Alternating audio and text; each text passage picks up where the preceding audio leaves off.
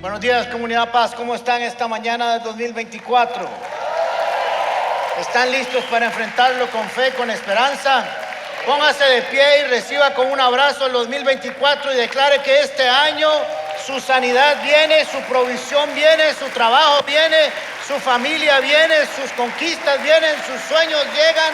En el nombre de Jesús declaramos que será un año de prosperidad espiritual para el alma, para el espíritu y para el cuerpo.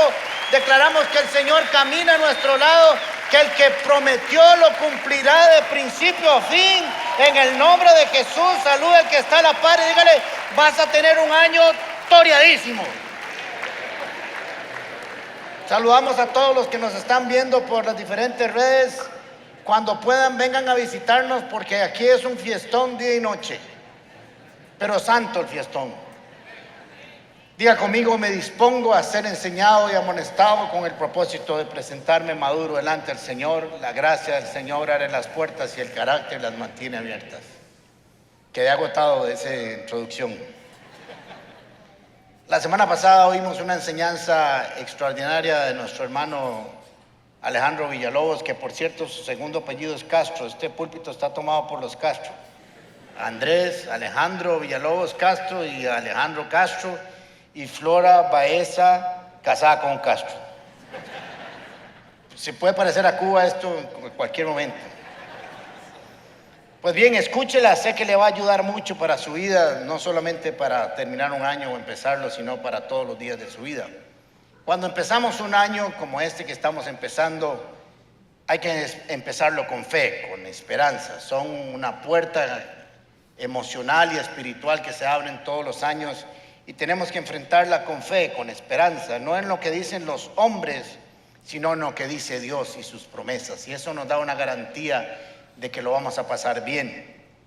Y nos hacemos varias preguntas humanas, naturales. ¿Qué nos irá a traer el 2024? ¿Cómo iremos a lograr nuestros sueños y nuestras metas? ¿Los iremos a lograr? ¿Y cómo Dios nos va a ayudar para alcanzarlas? Y muchas preguntas que nos hacemos regularmente. Ahora, deberíamos hacernos algunas preguntas que, aunque son hipotéticas, son importantes y tienen algún grado de respuesta. ¿Qué hubiera pasado en mi vida en el 2023 si la hubiera vivido con el potencial de la fe que el Señor ha puesto en mí? ¡Wow! Lo que hubiéramos logrado.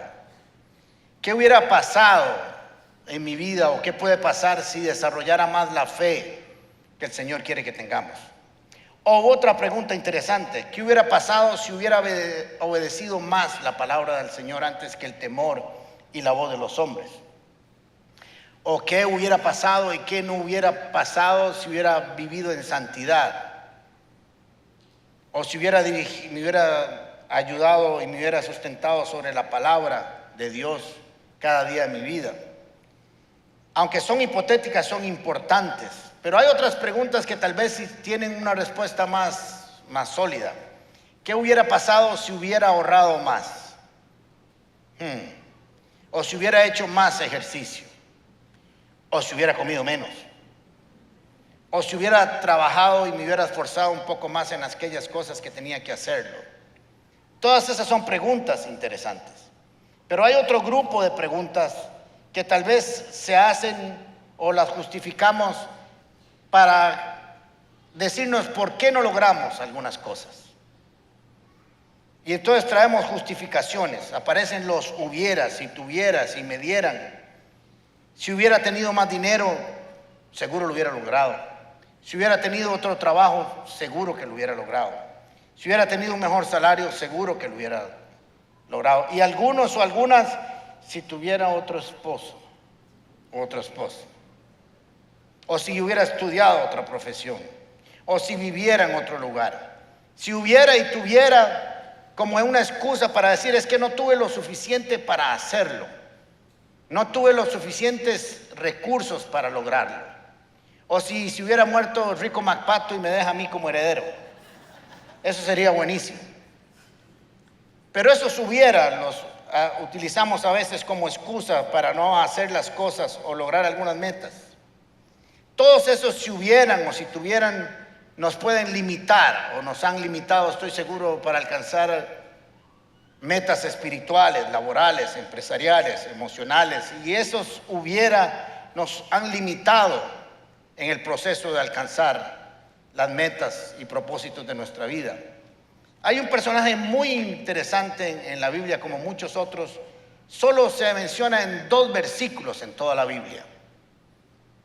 Así que la pregunta es: ¿por qué el Espíritu Santo reveló o inspiró al escritor del libro de los Jueces a poner 2 versículos acerca de este personaje? ¿Y qué podemos aprender y qué debemos aprender de él? No se nos dice de qué tribu es o los antecedentes familiares, solo se nos nombra el papá. En el cántico de Débora dice Jueces capítulo 5 versículo 6: en los días de Samgar, no le ponga nombre así a su hijo de Anad, que fueron los días de Yael, los caminos quedaron abandonados y los viajeros se apartaron por caminos y atajos. Es interesante que el Espíritu Santo haya guiado, como dije, al escritor de Jueces a dejarnos esta información. ¿Qué quiere decirnos? ¿Qué podemos aprender de este personaje? Ahora, es importante saber por qué y quién era Samgar. Samgar fue un juez.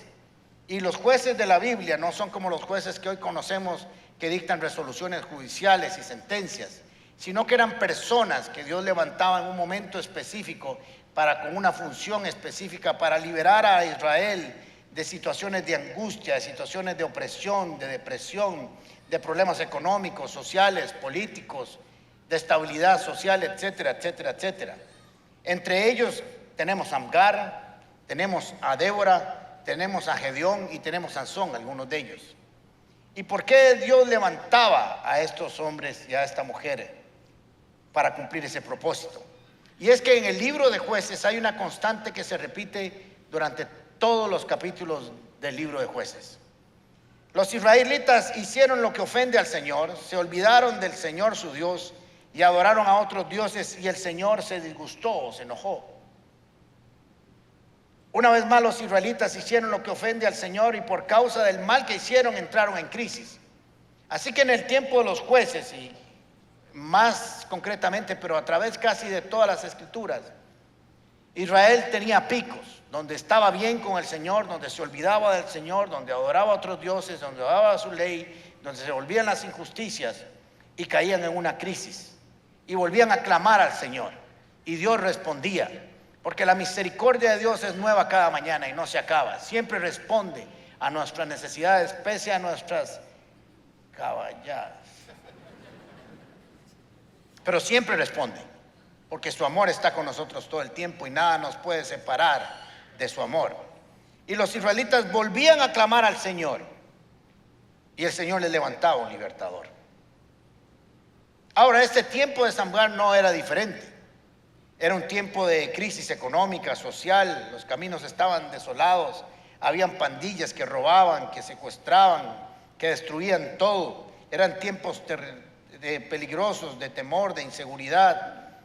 Y había que hacer algo, Dios iba a responder a esta situación. Y para entender un poquito lo que estaba sucediendo y el entorno, vamos a leer lo que dice Jueces capítulo 6 en el tiempo de Gedeón, que fue otro juez, pero casi en todos sucedía lo mismo.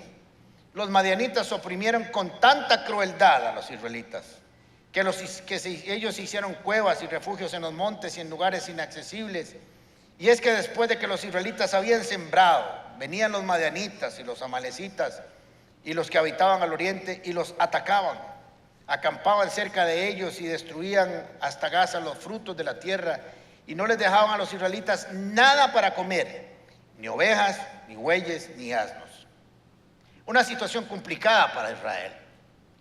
Y puede ser que hay situaciones en la vida donde sentimos que las cosas no están mal, que no importa lo que hagamos, que no importa lo que construyamos, que no importa lo que levantemos, de alguna manera se caen, se destruyen y clamamos al Señor.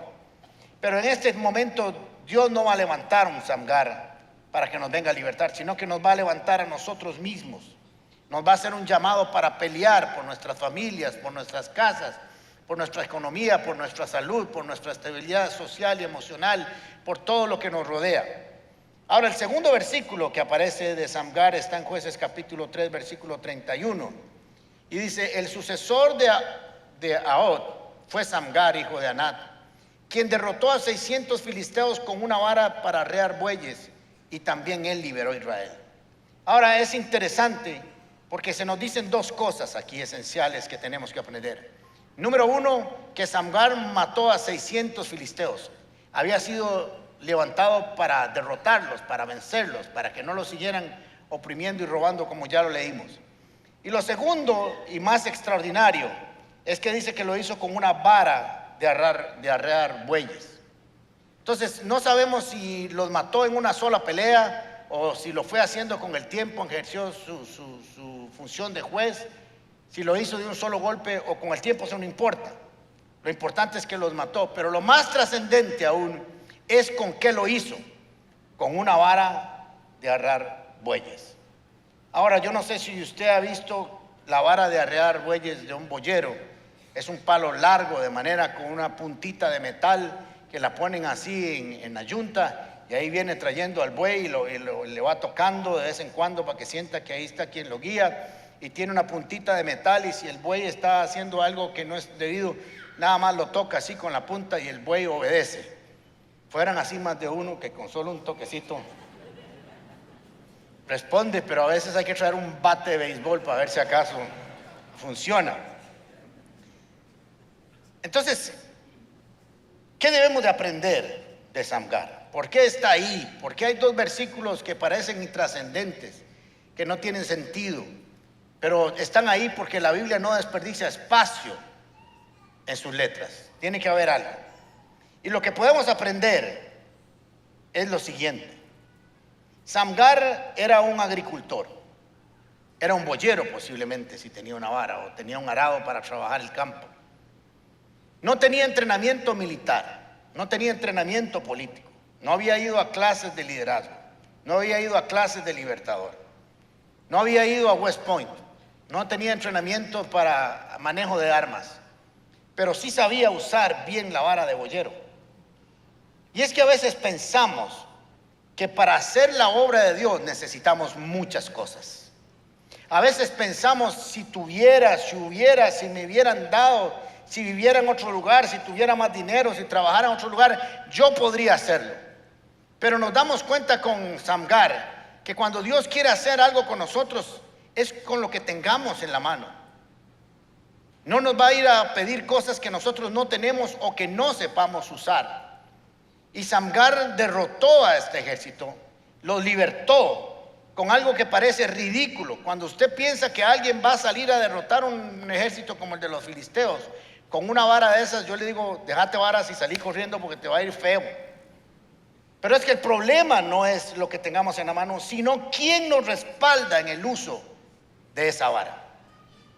Solo necesitó el respaldo de Dios, imagínense, nada más. Y creer que lo que Dios le había pedido que hiciera era posible. Ahí estaba Samgar trabajando con sus bueyes, arando, produciendo. Igual que el profeta Eliseo estaba trabajando. Dios no llama a los vagabundos. Si usted ve en la Biblia, Dios siempre llama a gente que está haciendo algo. Así que siempre llama a gente trabajadora para que trabaje en la obra, y no trabaja a vagabundos para salir a trabajar, porque eso no funciona. Samgar está en una lista de hombres y mujeres de la Biblia que hicieron cosas extraordinarias por fe. No nos dice que Samgar tuviera fe, pero si no hubiera tenido fe no lo hace. Si no hubiera creído en la palabra de Dios o en la encomienda de Dios, tampoco lo hace. No tenía los recursos financieros para hacerse de un ejército. De hecho, el pueblo estaba en ruinas. No habían soldados, no había ejército. Estaba atemorizado, y cualquiera diría que el Señor iba a tener que levantar un ejército poderoso para libertarlos. Pero cuando el Señor está con nosotros, solo se necesita una persona que crea. En tu casa no se necesitan muchas personas que crean. Con una persona que crea, como dijo Débora, no había pasado nada en Israel hasta que yo me levanté como una madre para Israel y fui a hacer lo que tenía que hacer. Así que necesitamos entender y comprender que muchas veces nosotros estamos pensando en un montón de recursos para lograrlo, pero el Señor le dice, solo necesitas de mí. y creer en lo que yo puedo hacer contigo. Ahora, además de ser algo un poco absurdo, tener que ir a pelear con una vara de boyero para pelear contra hombres entrenados, hombres capacitados, hombres de guerra. Los filisteos eran expertos en producir armamento de hierro.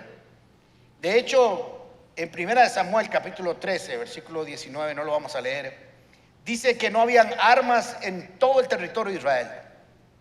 No había un solo herrero, no habían filisteos. Los filisteos no permitían que los hebreos fabricaran espadas o lanzas. Se habían encargado de que ellos no hicieran ningún arma para defenderse. Lo que no sabían los filisteos y lo que no sabe el enemigo, y se le olvida, es que usted y yo no necesitamos tener armamento especializado. Necesitamos tener las armas que el Señor nos provea para enfrentar la vida y enfrentar las diferentes circunstancias de la vida. Seguro dijeron, si dejamos a Israel sin armas no pueden. Lo que no sabían es que había un Dios sobre Israel que con una vara de boyero sería suficiente para derrotarlos. Y un hombre que supiera usarla bien. Yo me imagino que salió Samgar el primer día de la lucha y sonó,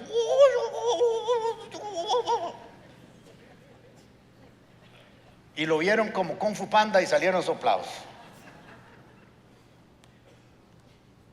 Algunas personas pusieron pretextos delante de Dios para no hacer lo que Dios les estaba pidiendo, porque creyeron que no tenían lo suficiente. Estaba Moisés en el Éxodo hablando con Jehová, y le dice el Señor todo lo que voy a hacer, y ya saben la estriladera que comenzó a tener. Es que no sé hablar, es que no puedo, es que no me van a hacer caso, es que no me van a creer, es que no, mejor mande a otro. Y el Señor le dijo, no, es contigo que lo voy a hacer. Pese a toda tu incapacidad desde el punto de vista humano. Así que le digo, no me van a creer cuando yo le diga que hablé contigo. Y le dice el Señor, ¿qué tienes en tu mano? Una vara. Y le dice el Señor, entonces déjate varas. Vamos a trabajar con lo que tenemos. Era una vara con que él había caminado por años, esa vara del bastón del pastor. Y le dice, con eso vas a hacer maravillas. No necesitaba tanques, aviones, misiles, aviones de guerra, ametralladoras, drones. No necesitas nada. Una vara en obediencia y en fe al Señor será suficiente para hacer los milagros que necesitamos ver para liberar.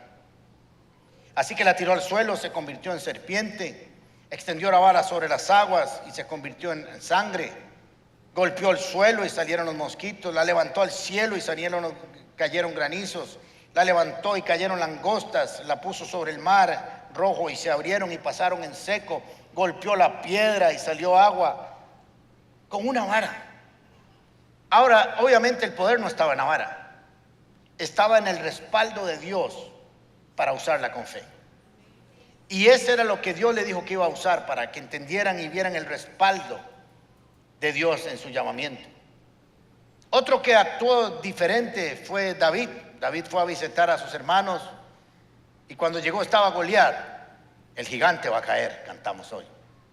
David sabía que ese gigante iba a caer, pero no por sus propias fuerzas, sino porque el Señor estaba con él. Porque Goliat venía con jabalina y escudos y armamento militar, pero él llegaría en el nombre del Señor a derrotarlo. Así que dijeron, si vas a pelear contra Goliat, que es un militar, que es un soldado de carrera, necesitas ponerte una armadura de guerra. Te vamos a poner la armadura del rey. Y se la pusieron y no podía ni caminar David. Nunca se había puesto uno en su vida. Sonaba como un chilindrín aquello, clink, clink, clink, clink, clink. Y dice, no, quíteme en esta vara. Yo voy a ir con lo que yo sé pelear, con lo que uso todos los días. Así que agarró la Honda, que es la primera moto que aparece en la Biblia, 5 piedras, y dice, con esto es suficiente. Ahora, si usted hubiera visto a David y a Goliat y no conociera la historia, le dicen, a este maecillo le van a dar por la pura upa. Un cosco que le dé Goliat y lo mató. Pero es que ese enfrentamiento era alguien lleno del Espíritu de Dios contra alguien que no conocía al Señor. Tomó David 5 piedras, pero una fue suficiente para matarlo. Porque no es la cantidad de armamento que tenemos, sino quien lo unge y lo llena con su poder. Eso es lo que tenemos que aprender. Igual le sucedió a Gedeón. Cuando Dios lo llama, le dice valiente, entregado, victorioso. Y cuando le dice lo que va a hacer, mire lo que responde Gedeón. Pero Señor, objetó Gedeón, ¿cómo voy a salvar a Israel? En la mente de él no cabía cómo iba a hacerlo. Y es que en nuestras mentes a veces no nos cabe cómo Dios lo va a resolver.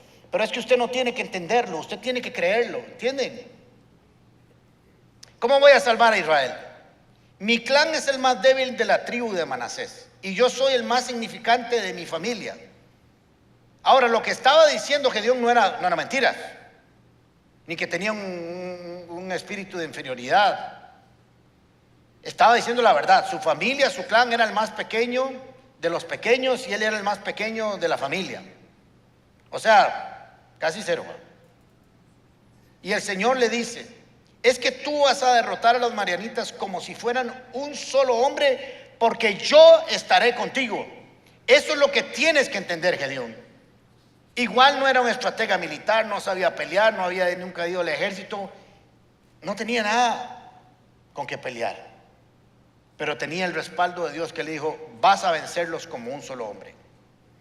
Ahora, el Señor nos va a pedir y nos pide siempre que hagamos cosas que a nuestra vista, a nuestra mente humana, parecen ilógicas, parecen absurdas a la vista de los hombres. Y a la vista de los que no tienen fe, nosotros, usted y yo, hacemos cosas verdaderamente tontas para ellos, porque no las logran entender.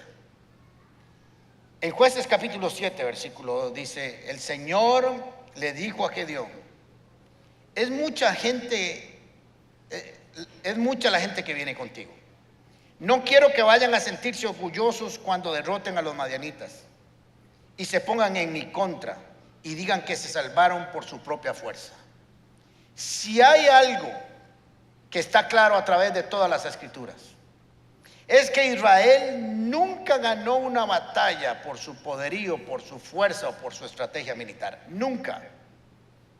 Cuando pasaron el río Jordán y se encontraron con las murallas de Jericó, no necesitaron explosivos, ni cañones, ni nada. Unas vueltecitas con la presencia de Dios adelante y un pequeño grito y las murallas se cayeron. Para que no se den cuenta, para que no crean y para que no creamos que es que somos muy cargas. Porque entonces trasladamos nuestra confianza a nuestras capacidades y no al respaldo de Dios. 135,000 hombres era con el que se iba a enfrentar Gedeón. Y el Señor le dice: vamos a ir contra 300. Ahora, vuelvo al mismo lugar. Si usted se pone en esa montaña y ve a 300 acá y ve a 135,000 allá, les manda un WhatsApp y les dice: salgan soplados de ahí lo más pronto posible y que no se vea ni el humo donde ustedes jalaron. Porque esa es la visión humana. Pero la visión de Dios es que estos 300 ungidos y dirigidos por la presencia del Espíritu Santo derrotarían a estos 135,000. Ahora, ¿saben cómo lo vencieron? Con unos cántaros, con una antorcha adentro y, como digo yo, con una trompeta. Y se mataron entre ellos solos. Por eso no tenían que ser expertos militares. Por eso usted no tiene que ser experto en lo que Dios le llame a hacer. Usted lo que tiene que hacer es creerle a Dios. Usted no tiene que ser un experto en lo que Dios le va a ayudar. Usted tiene que creerle que Dios le va a dar las capacidades. Hay una oración cliché que dice: Dios no llama a los capacitados, sino que capacita a los llamados. Y yo lo digo regularmente en nuestra iglesia. Es una iglesia interesante, porque no está construida, y esto no quiero decir que sea el modelo exacto, pero su servidor es de profesión abogado. Yo nunca he ido a un seminario teológico y no me enorgullezco de esto, pero no fue lo que me quedó, así me llamó el Señor. He tenido que estudiar de manera autodidacta. Flora, la patrona de este lugar, es ingeniera industrial. Melania, la encargada de Grupos Paz, es arquitecta. El asistente de Grupos Paz es audiómetro. Ese lo oye todo bien ahí a la gente. Chisco es publicista. Maripaz en Casona Kids es de preescolar. Salgan corriendo ahorita porque... Y así, no sé qué más tenemos. Andrés Castro tiene una maestría en administración de negocios, es ingeniero civil. Dios no nos llamó porque tuviéramos títulos. Nos llamó porque conocía nuestro corazón.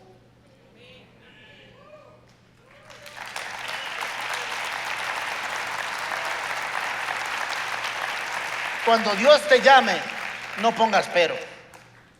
Es que si tuviera, tal vez te enfermas de una enfermedad complicada, dura, y nuestro primer pensamiento es: si fuera millonario para irme a Estados Unidos y hacerme un tratamiento, o el mejor clínica del mundo en esa enfermedad. Yo quiero decirle que no necesitas ser millonario, porque el médico divino está en tu casa, el que todo lo puede, el que no hay enfermedad que se le resista, está contigo. No necesitas ser millonario, solo creer que Jehová Rafa está en tu casa y que puede hacer los milagros. Cuando estés en una crisis económica, no necesitas ser dueño de un banco o comprar acciones. El que todo lo puede, el dueño del oro y la plata, vive en tu casa. ¿Se dan cuenta? Necesitamos creerle al Señor que con lo poco que haya, Él hará suficiente. La viuda de Sarepta le dijo al profeta Elías: no hay para 3, hay para 2, para mi hijo y para mí. Comemos, hacemos un pancito y nos morimos. Y el profeta le dijo a Elías: no, espérese un toquecito, deme a mí primero, porque el Señor dice que no faltará comida en esta casa hasta que vuelva a haber abundancia sobre la tierra. Ella pensó que solo alcanzaría para ellos, para ese día. Pero cuando ella agarró y obedeció la palabra de Dios y le creyó al profeta, hubo comida casi por 1 año y medio en su casa, todos los días. Y no es que hubo un milagro que se hizo una bodega de 500 metros cuadrados y se llenó de aceite de harina. Es que todos los días era suficiente para lo que hubiera. O un niño que salió de su casa, Mateo capítulo 14, con el lunch.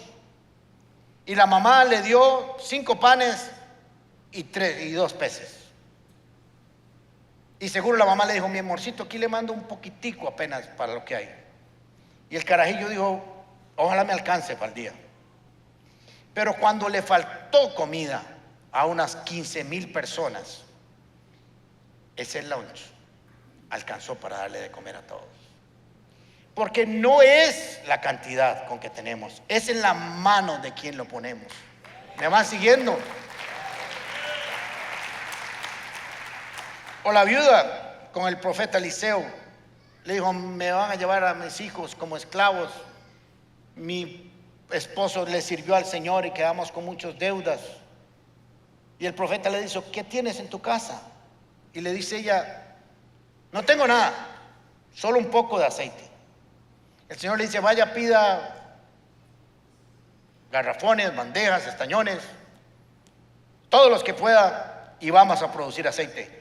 Ella pensó que no era nada, pero en la visión de Dios había todo lo que necesitaba.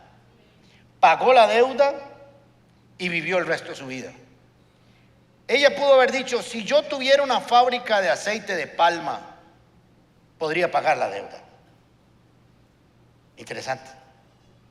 O nosotros pensaríamos: si fuera millonario podría pagar la deuda. O si fuera dueño de Palmatica, podría tener todo el aceite del mundo. Y el Señor le dijo: no necesitas tener todo el aceite del mundo. necesitas tener el aceite y la unción del Espíritu Santo en tu casa para que se multiplique todos los días de tu vida y haya alimento en tu casa. Denle un aplauso al Señor por eso.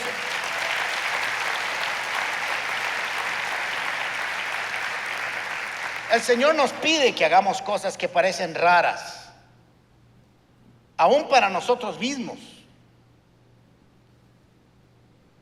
Se fueron 3 reyes a pelear y agarraron el camino equivocado y se fueron por el desierto, y a los 7 días se quedaron sin agua y dijeron: nos vamos a morir, estamos deshidratados, no hay agua para el ejército, no hay agua para los caballos, para las bestias, no hay nada, nos vamos a morir.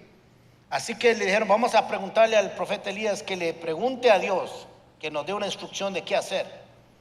Tenemos que entender que cuando estamos en situaciones angustiantes hay que pedirle a Dios que nos dé la estrategia, que nos dé el consejo.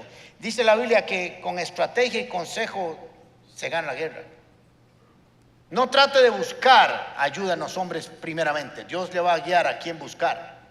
Pero primero busque su consejo, su ayuda, su dirección, la dirección de su palabra, la dirección de la profecía por excelencia, que es su palabra, y el Señor le va a guiar. Así que el profeta Elías en 2 de Reyes capítulo 3 versículo 16 dijo: así dice el Señor, le dice a estos 3 reyes: abran zanjas por todo este valle. Vea que no dijo unas zanjitas, por todo el valle. Pues aunque no vean viento ni lluvia, dice el Señor, este valle se llenará de agua, de modo que podrán beber ustedes y todos sus animales. Y por si acaso, aquí me gusta como el Señor raja, esto es poca cosa para el Señor. Llenar esas zanjillas de agua es poquilla cosa. Ustedes salieron a pelear contra Moab y lo van a vencer por si acaso. En el 2024 y toda tu vida, cuando el Señor te pida abrir zanjas en lugares donde nadie las abriría, donde nadie trabajaría, donde nadie haría nada, usted hágalo, aunque parezca tonto. Los enemigos de estos 3 reyes estaban seguro viéndolo desde arriba en el valle, abriendo zanjas, y dijeron: están locos. Comenzaron a delirar por la deshidratación. Usted solo cava zanjas donde hay agua. Pero lo que no sabían es que tenían la promesa de Dios que las llenaría. En el 2024 puede ser que alguien te encuentre abriendo zanjas en el desierto, como Isaac, que le dijo al Señor: no bajes a Egipto en tiempo de hambre, quédate trabajando la tierra, que para algunos es improductiva, pero ahí es donde Dios te va a bendecir. No tienes que ir donde va todo el mundo, tenemos que ir donde el Señor nos lleva. Nosotros no somos de masas, somos del Señor. Así que cava profundo la mayor cantidad de zanjas, aunque no veas que hay lluvia ni nubes, aunque ni siquiera hay humedad en el ambiente, usted siga cavando, siga cavando, siga cavando, siga cavando, siga cavando. Llene todo el valle, porque a su tiempo lloverá la bendición de Dios y habrá agua para toda tu familia y todo lo que necesitas. Así dice el Señor. ¿De cuántas cosas nos habremos negado por pensar si tuviera, si hubiera, si me hubieran dado? Es que no tengo. ¿De cuántas cosas nos hemos negado? ¿Cuántas cosas no habríamos visto si hubiéramos creído que lo que hay en nuestra casa es suficiente en manos del Señor? Las posibilidades de que Samgar fuera victorioso eran mínimas, con una vara contra los filisteos, pero liberó a Israel y los venció y trajo prosperidad a su casa y a su país. ¿Por qué este año 2024 no dejas de decir y quítate de tu boca si hubiera, si tuviera? Te levantas cada mañana y dices: Señor, aquí en esta casa hay fe, y donde hay fe, para el que cree, todo es posible. Y harás milagros con lo que hay en mi casa, y harás milagros con lo que hay en mi negocio, y harás milagros con mi profesión. Será suficiente porque yo he decidido creer en tus promesas. La victoria no depende de tu sabiduría, de tu estrategia, sino de lo que Dios te manda a hacer. Salmo 27 dice: algunos confían en sus carros de guerra, otros confían en sus caballos, pero nosotros, diga conmigo, nosotros solo confiamos en nuestro Dios. Todo el mundo puede confiar en lo que le dé la gana, pero nosotros confiamos en el Señor. Esa gente tropezará y caerá, pero nosotros, el 2024, nos levantaremos y seguiremos de pie en el nombre de Jesús, porque hemos puesto nuestra confianza en el lugar correcto y adecuado. Cierra sus ojos, por favor. Dígale: Señor, ¿para qué me trajiste hoy? ¿Qué me querías decir? ¿Qué me querías enseñar? Tal vez he estado con demasiados si hubiera, si me hubieran, si tuviera. Pero la verdad es que te tengo a ti y tengo todo lo que necesito. Tú eres el dueño del oro y la plata. Tú bendices más abundantemente de lo que imaginamos o pensamos. Y lo que puede ser para mí poco, utilizado con fe, llegará a ser mucho. Quiero oír tu voz este año 2024. No quiero quejarme. No quiero ver lo que ven los ojos naturales, sino lo que ven los ojos de la fe. El potencial de la fe que has puesto en mí. Si tiene que ser con una taza de harina o de aceite, se hará. Si tiene que ser con una vara de boyero, se hará. Si tiene que ser con una trompeta y un cántaro, se hará. Si tiene que ser abrir zanjas en el desierto, será. Lo que tú quieras será posible para ver lo que tú me pidas y mis sueños y tus promesas hechas realidad, en el nombre de Jesús. Amén. Si usted tiene sus elementos, por favor, vamos a tener la comunión, vamos a celebrarla. Si usted no tiene sus elementos, tenemos servidores con bandejas. Levante usted su mano y diga que se las lleven a sus asientos si hay alguien que no los tiene. Y siempre me preguntan: ¿quién puede celebrar la cena del Señor, la comunión con nosotros? Todas aquellas personas que hayan recibido a Cristo en su corazón. Por lo tanto, déjeme hacer esta oración con usted, y si quiere, cierre sus ojos y haga esta oración conmigo. Diga: Padre Santo, en el nombre de Jesús, yo creo, Jesús, que tú eres el Cordero de Dios que quita el pecado del mundo. Que tú eres el Cordero de Dios derramado su sangre en la cruz del Calvario para el perdón de mis pecados. Yo creo que tú eres el camino, la verdad y la vida, y que nadie llega al Padre si no es por ti. Que tú no viniste a condenar al mundo, sino para que el mundo fuera salvo. Hoy abro mi corazón a ti, te pido perdón por mis pecados. Escribe mi nombre en el libro de la vida. Reconozco que tu salvación es por gracia, a través de la fe. Y yo creo y declaro que tú perdonas mis pecados y que yo soy salvo en el nombre de Jesús. Amén. Y la noche que Jesús fue entregado, tomó el pan, lo partió entre sus discípulos y les dijo: este es mi cuerpo, que será derramado, que será triturado en el altar del sacrificio. Voy a morir por los pecados de la humanidad. No vine a condenar al mundo, sino a salvarlo. Cada vez que se reúnan y estén juntos, proclaman al mundo entero que yo vine a morir para que la historia de la humanidad tuviera vida y esperanza. Comamos en el nombre de Jesús.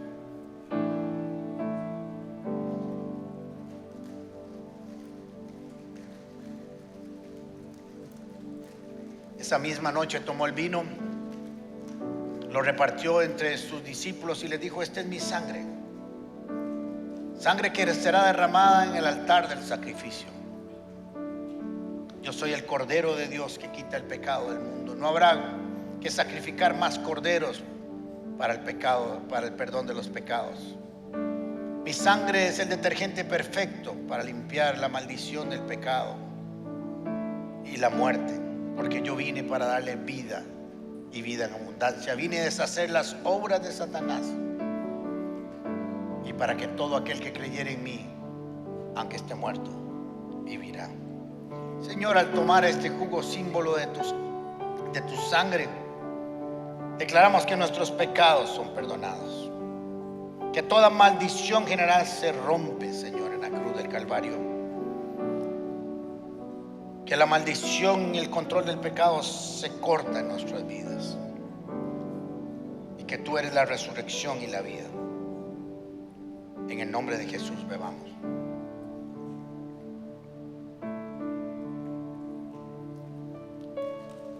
Y si quiere levantar sus manos, quiero bendecirlos en este 2024.